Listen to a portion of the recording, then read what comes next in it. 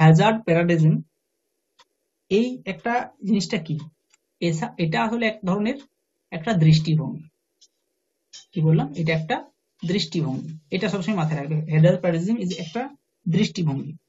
বিশেষ করে দুর্যোগের ক্ষেত্রে এটা, এই ওয়ার্ডটা প্রচলিত, হ্যাজার্ড প্যারাডিজম। জিনিসটা কি না, যখন পৃথিবী সৃষ্টি হয়েছিল, পৃথিবী সৃষ্টির সময় প্রকৃতি, তারপরে তো মানুষ চলে আসেনি, পৃথিবী সৃষ্টির পর যখন আর্থ সৃষ্টি হলো, তখন তারপরে কিন্তু কি সৃষ্টি হলো, অ্যাটমসফিয়ার। অ্যাটমসফিয়ার তৈরি হওয়ার পর আস্তে আস্তে তৈরি হলো কি, প্রকৃতি। তারপর আস্তে আস্তে জীবজগৎ তৈরি হলো, তারপর মানুষ তৈরি হলো। তাহলে এই প্রকৃতির সঙ্গে মানুষের একটা অবিচ্ছেদ্য সম্পর্ক রয়েছে, যেটা আমরা কিন্তু মোটামুটি ক্লাস ওই 7 থেকে যখন আমরা পরিবেশ ভূগোল পড়ছি, তখন থেকে এই বিষয়টা নিয়ে চর্চা আমাদের মোটামুটি সবাই স্যাররা করে থাকেন। প্রথমে বিষয় থাকে বাস্তুতন্ত্র, পরিবেশ পড়তে গেলে সেক্ষেত্রে বাস্তুতন্ত্রের প্রধান জিনিস কি, প্রকৃতি আর মানুষ দুটোই তো দিক, এই দুটোর মধ্যে অবিচ্ছেদ্য সম্পর্ক, পারস্পরিক ভারসাম্য সম্পর্ক, যাই হোক কিছু একটা ক্রিয়া প্রতিক্রিয়া এদের মধ্যে রয়েছে। তাহলে আমাদের মানুষের ক্ষেত্রে জীবনের প্রত্যেকটি পদক্ষেপে ক্ষেপে বা প্রত্যেকটি স্থানে স্থানে দুর্যোগ কিন্তু রয়েছে। অর্থাৎ একটা মানুষের জন্ম থেকে মৃত্যু পর্যন্ত দুর্যোগ কিন্তু পদে পদে রয়েছে। অর্থাৎ এই দুর্যোগ থেকে আমরা কি করছি, নিজেদেরকে বাঁচিয়ে জীবনকে অতিবাহিত করছি, দুর্যোগ থেকে বাঁচিয়ে জীবনকে অতিবাহিত করছি। আবার অনেক মানুষ দুর্যোগের কবলে পড়ে তাদের প্রাণও হারাচ্ছে। এখন রিসেন্ট উদাহরণ কি দেব, তুরস্কের ভূমিকম্প। এই দুর্যোগের কবলে পড়ে তুরস্কের, এখন কি তোমরা বলতে পারবে যে ধনী মানুষ ওখানে বেঁচে গেছে, গরিব মানুষ মারা গেছে? দুর্যোগ কি কাউকে দেখেছে যে কে গরিব কে ধনী? তা তো দেখেনি। প্রচুর বড় বড় বিল্ডিং ধসে পড়ে যাচ্ছে। তাহলে এখানে বুঝতে হবে আমাদেরকে যে প্রকৃতি আমাদের কিন্তু মৃত্যুর একটা ফাঁদ রেখে দিয়েছে, যে এই ফাঁদ থেকে কেউ নিস্তার পাবে না, সে হোক সে ধনী হোক সে গরিব, কোন রকম কিছু এসে যায় না। তাহলে এই যে একটা কনসেপ্ট আমরা পাচ্ছি যে পৃথিবী জন্মের পর থেকে মানুষের সঙ্গে প্রকৃতির একটা সম্পর্ক রয়েছে, এবং প্রকৃতির যে একটা অঙ্গ সেটা হচ্ছে দুর্যোগ। প্রকৃতি কিন্তু এটা একটা, বলতে পারো যদি বাংলায় বলি যে একটা মৃত্যুর ফাঁদ তৈরি করে রেখেছে। দুর্যোগ মানেই তো তাই, দুর্যোগ মানে আমরা বিপর্যয় ঘটবে সেটাকেই তো আমরা দুর্যোগ হিসেবে নেব। তো এই দুর্যোগ সম্পর্কে যখন আমরা বিভিন্ন ধরনের চিন্তাধারা নিয়ে আসবো, অর্থাৎ বা দুর্যোগের মুখোমুখি হচ্ছি আমরা, এই যে মনে করো তুরস্কে ভূমিকম্প হলো, এক্ষেত্রে তুরস্কের মানুষ কি দেখবে, এখন দেখবে তুরস্কের খবর কি আসছে যে তুরস্কের বিল্ডিং এর অনেক প্রবলেম ছিল নাকি, ওই জন্যই বেশি বিল্ডিং ধ্বংস হয়েছে। জাপানে তো বেশি ভূমিকম্প হয়, কিন্তু জাপানে বাড়ি সেইভাবে তৈরি করা থাকে। তাহলে মানুষ কিছুটা কি করছে, মুখোমুখি হচ্ছে, কিন্তু যাতে আমাকে কিছুটা এড়াতে পারে তার জন্য কিছু চিন্তাধারা করছে, কিছু মানুষের মধ্যে একটা ধারণার জন্ম লাভ করছে। এবং সর্বোপরি আমরা বেশ কিছু এইভাবে একটা দৃষ্টিভঙ্গি গড়ে তুলছি। কিভাবে, এই যে বললাম যে পরিবেশের মুখোমুখি হচ্ছে, কিছু ক্ষতি হচ্ছে, কিছু মানুষ বেঁচে যাচ্ছে, পরবর্তীকালে যাতে আবার এই ধরনের দুর্যোগ আসে এবং আমরা কিভাবে বাঁচবো তার একটা নিয়ে চিন্তাধারা কিন্তু মানুষের মধ্যে রয়েছে। এই যে পুরো ঘটনাটা, এই যে পুরো কনসেপ্টটা, এই কনসেপ্টটিকে বলা হবে প্যারাডিজম বা হ্যাজার্ড প্যারাডিজম। এই প্যারাডিজম যে শব্দটি, এই শব্দটি এসছে অ্যাকচুয়ালি ল্যাটিন শব্দ থেকে। ল্যাটিন শব্দটা হচ্ছে প্যারাডিজমা, এই জাতীয় একটা ল্যাটিন শব্দ, যার দুটি অর্থ আছে। একটা হচ্ছে প্যারা মানে হচ্ছে বিসাইড বা পাশে, আর একটা হলো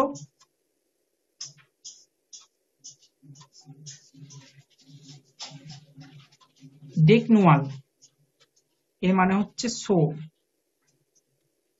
প্রদর্শন, অর্থাৎ কোনো কিছু বিশেষভাবে উপস্থাপন করা। অর্থাৎ প্যারাডিজম শব্দটা এমন নয় যে দুর্যোগের ক্ষেত্রেই প্রযোজ্য। এই প্যারাডিজম শব্দটা অ্যাকচুয়ালি মানে হচ্ছে কিছু বিশেষভাবে যখন আমরা প্রদর্শন করব, কিছু বিশেষভাবে যখন প্রদর্শন করব সেটা হচ্ছে অ্যাকচুয়ালি প্যারাডিজম। অর্থাৎ যে কোনো কিছুকে আমরা উপস্থাপন করবো, সাপোজ আমি তোমাকে কি করছি, একটা পাওয়ার পয়েন্টের প্রেজেন্টেশন করে উপস্থাপন যখন করছি, সাপোজ কিছু একটা ঘটনা নিয়ে, সেটাকে আমরা প্যারাডিজম বলতে পারি। কিন্তু প্যারাডিজমটা অ্যাকচুয়ালি কি জিনিসটা কি, যেহেতু এটা একটা দৃষ্টিভঙ্গি, সে কারণে এই শব্দটা সব থেকে বেশি অ্যাপ্রোপ্রিয়েট হয় হ্যাজার্ডের ক্ষেত্রে। যেমন বিভিন্ন ভৌগোলিকরা তাদের গ্রন্থতে এই হ্যাজার্ড প্যারাডিজম শব্দটি ব্যবহার করেছেন।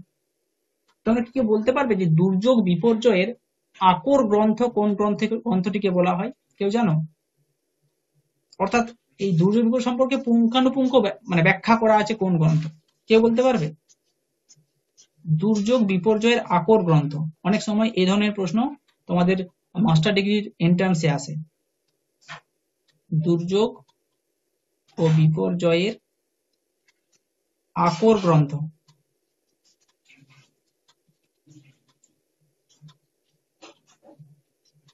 কেউ জানো? বৃহৎ সংহিতা।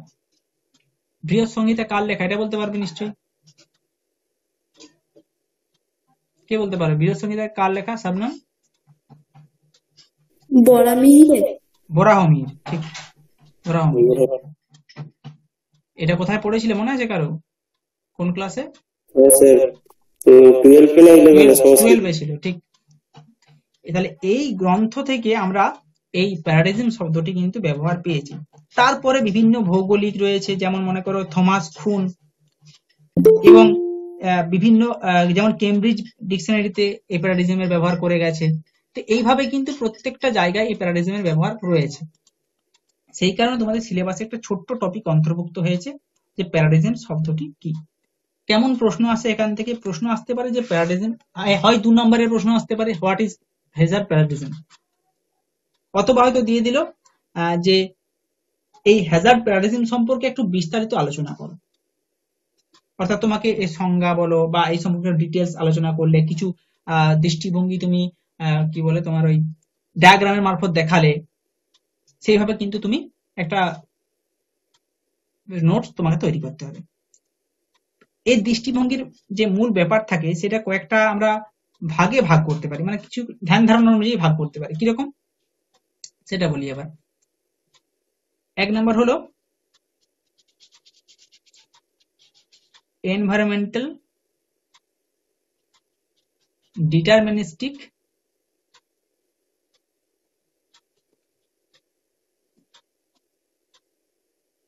অ্যাপ্রোচ। এর মানে হচ্ছে পরিবেশগত নিয়ন্ত্রণবাদী দৃষ্টিভঙ্গি। 2,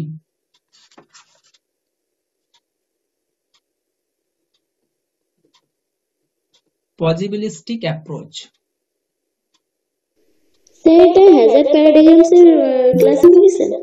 ক্লাসিফিকেশন ঠিক নয়, মানে এর অ্যাকচুয়ালি এটা একটা দৃষ্টিভঙ্গি, সেই কারণে এই দৃষ্টিভঙ্গিগুলোকে কোন ভাবে আমরা দেখতে পারি, এগুলো এগুলো প্যারাডিজমের এক একটা ট্র্যাডিশনাল অ্যাপ্রোচ, এক একটা, বুঝতে পারছি? ক্লাসিফিকেশন ঠিক নয়, মানে এই দুর্যোগকে যদি আমরা এইভাবে ব্যাখ্যা করতে পারি প্যারাডিজমকে, সেগুলো এইভাবে ব্যাখ্যা করতে পারি, বুঝতে পারছি? যদি তোমাকে বাই চান্স ডিটেলস আলোচনা করতে দেয়, সেক্ষেত্রে এই পয়েন্টগুলো তোমাকে উল্লেখ করতে হবে। Behavioural approach.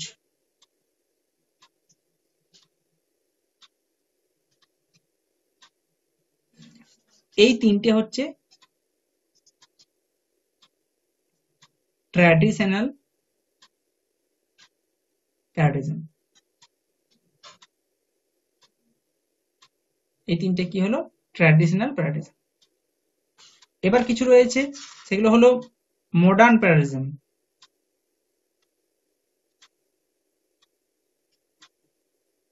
মডার্ন প্যারাডিজম বলতে কি, সেগুলো আমি একটু গুছিয়ে বলবো।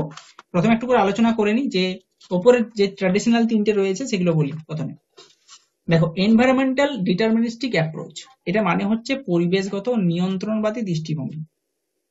বেশ, আমরা নিয়ন্ত্রণবাদ কথাটা কোথায় পড়েছি কেউ বলতে পারবে? কোন ক্লাসে আগে নিয়ন্ত্রণবাদ ব্যাপারটা?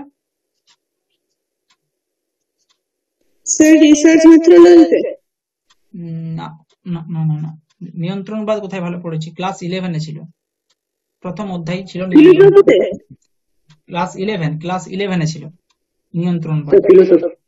না, ফিলোসফি নিয়ন্ত্রণবাদ, ফিলোসফিতে আমি ঠিক জানি না আছে কিনা, কিন্তু ক্লাস 11-এ ভূগোলে ছিল। যাই হোক, ছিল। যাই হোক, সে অনেকে মিস করে গেছো, যাই এই ব্যাপারটা বলি। স্যার আপনার কথাগুলো কেটে কেটে যাচ্ছে খুব। তাহলে দেখো, এই এনভায়রনমেন্টাল ডিটারমিনিস্টিক অ্যাপ্রোচ জিনিসটা সংক্ষেপে একটু বলি। মানুষ তার দুর্যোগ ধ্যান ধারণা সম্পর্কে একটা দার্শনিক চিন্তাধারার মধ্যে একটা অন্যতম হলো কিন্তু ডিটারমিনিস্টিক অ্যাপ্রোচ, নিয়ন্ত্রণবাদ। এখানে বলা হয়েছে যে প্রকৃতি কিন্তু সক্রিয় উপাদান, মানুষ হচ্ছে নিষ্ক্রিয় উপাদান। মানে প্রকৃতি মানুষের ওপর প্রভাব বিস্তার করবে।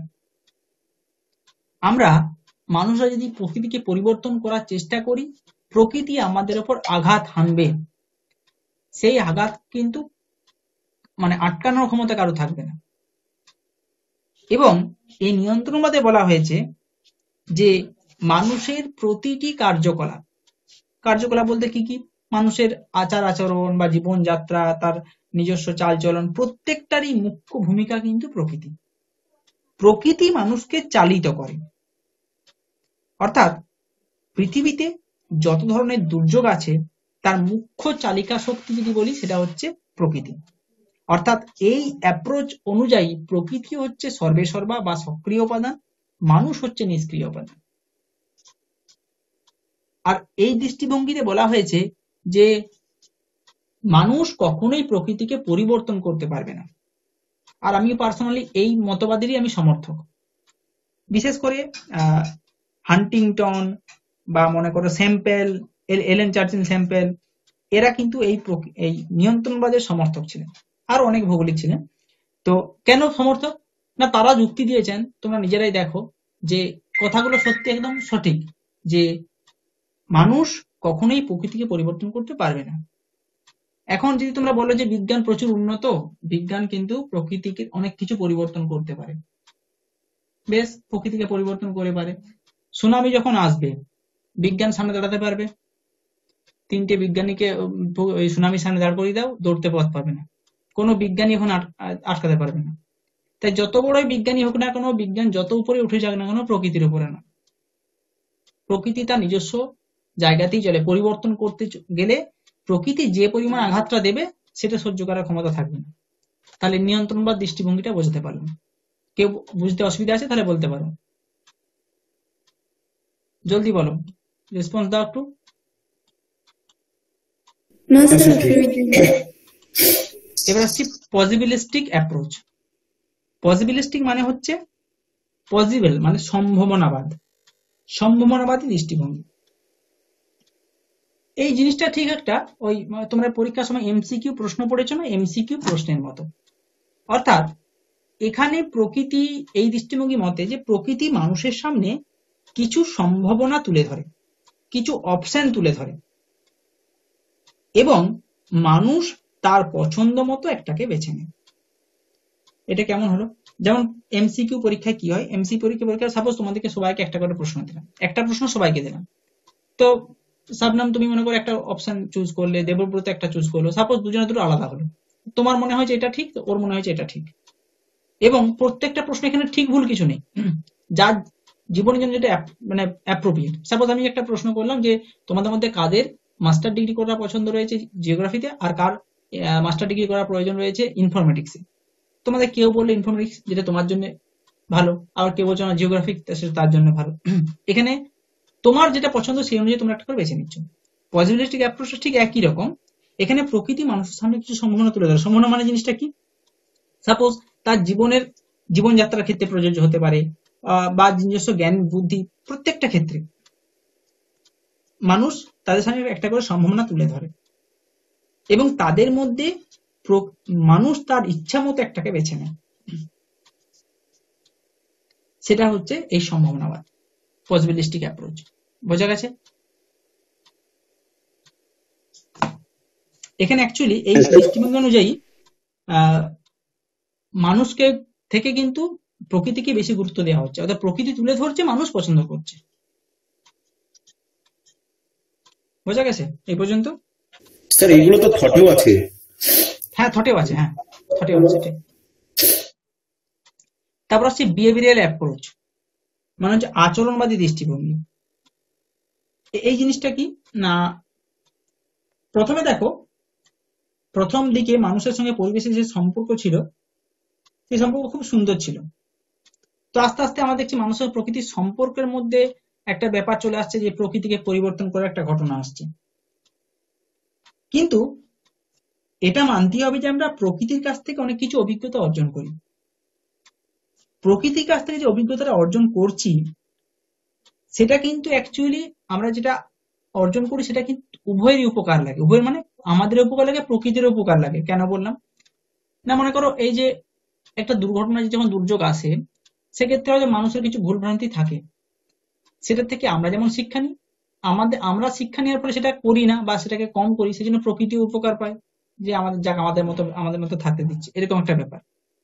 তো এ কারণে এই আচরণবাদী দৃষ্টিভঙ্গিটা অ্যাকচুয়ালি ওই মিথস্ক্রিয়ার মধ্যে কিছুটা আসছে।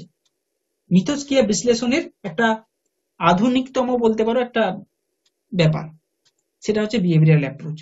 অর্থাৎ অনেক ভৌগোলিক বলেছেন যে এক্ষেত্রে কি করা দরকার, যে যুক্তিপূর্ণ সিদ্ধান্ত গ্রহণ করা,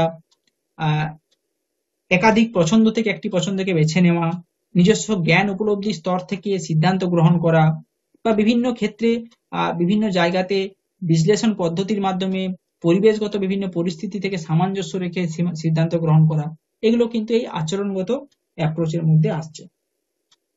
তো বর্তমানে আচরণ ভূগোল বলে একটা পেপার আলাদা বেরিয়ে গেছে, আমাদের পরবর্তীকালে হয়তো তোমরা মাস্টার ডিগ্রিতে পড়তেও পারো, আচরণ ভূগোল বলে একটা বেরিয়েছে, ঠিক আছে।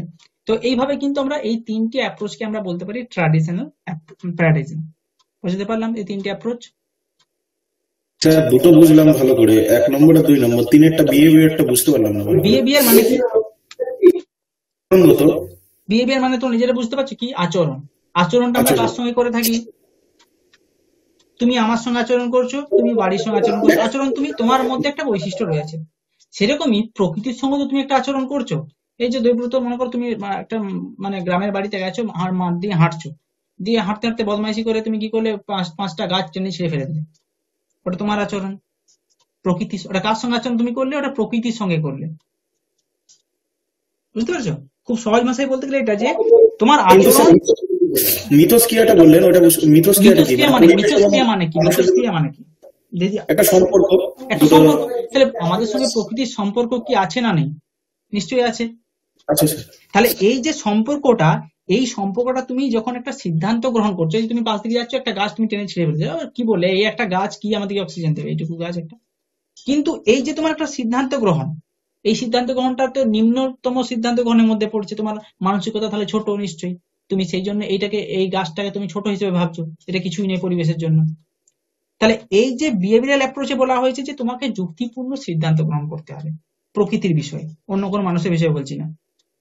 তোমাকে সিদ্ধান্ত গ্রহণ করতে শিখতে হবে, সেটা যাতে তোমার এবং প্রকৃতির উপকারে লাগে। প্রকৃতির উপকার মানে অ্যাকচুয়ালি সেটা পরবর্তীকালে আমাদেরই উপকার। আমরা এখন বলছি যে আমরা গাছ লাগান, তো গাছ লাগান মানে এটা কার উপকার? শুধু প্রকৃতির উপকার তা তো নয়, প্রকৃতির মানুষের উভয়ের উপকার। সেই জিনিসটাকে বলা হচ্ছে বিহেভিয়ারাল অ্যাপ্রোচ। বুঝতে পারলাম? বুঝতে পেরেছি। বেশ, এবার আসছি দেখো মডার্ন প্যারাডিজম। মডার্ন মানে কি? আধুনিক, নিশ্চয়ই বুঝতে পারছো। তাহলে এটা গেল ট্র্যাডিশনাল। এবার ব্যাপারটা বলতে পারো যে ট্র্যাডিশন জিনিসটা আবার কি? ট্র্যাডিশন মানে হচ্ছে ঠিক অনেকটা ওই ক্লাসিকের মতো, অর্থাৎ এটা আগেও যথেষ্ট গুরুত্বপূর্ণ জায়গায় ছিল এই অ্যাপ্রোচ গুলো, আর বর্তমানে এগুলোকে আমরা অস্বীকার করতে পারি না। কিন্তু তা সত্ত্বেও মডার্ন যুগ অবশ্যই আমাদের স্বীকার করতে হবে। সেক্ষেত্রে এই দৃষ্টিভঙ্গির কিছুটা পরিবর্তন তো এসছে, সেটাকে আমরা বলবো মডার্ন প্যারাডিজম, যাকে আমরা বলতে পারি যে প্যারাডিজমটা একটু শিফট করেছে।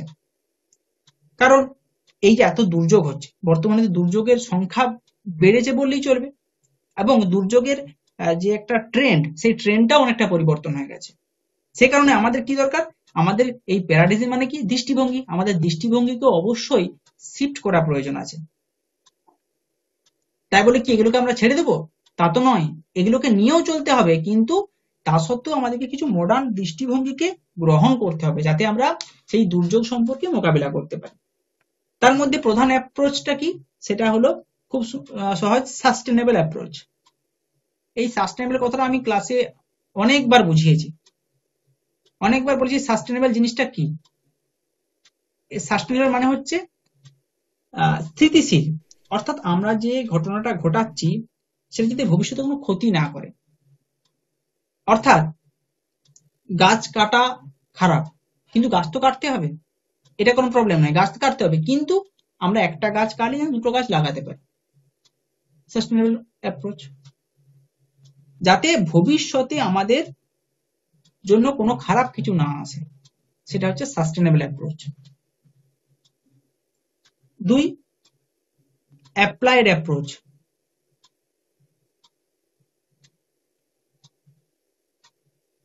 অ্যাপ্লাইড অ্যাপ্রোচ মানে হচ্ছে